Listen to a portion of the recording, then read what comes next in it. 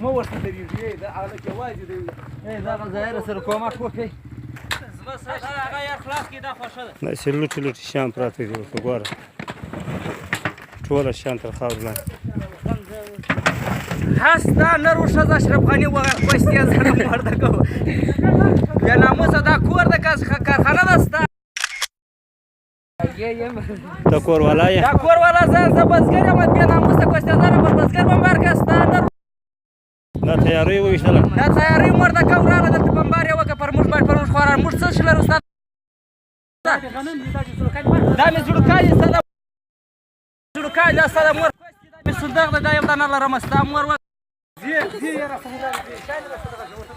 دا غنم ته وګوره راوه غنم راوئ دا د موردګو کارخانه بمبار کوي ته دا سره غنم ته وګوره ستا معاینه باچا وغه دا د بزګر حق دی چې تا بمبار کړی دی ورته وګوره دا ټوله کورونه یې ویشتلي درې کوره په یوه سرای کې په 1,00,000 شل زره روپۍ اجاره کړې وو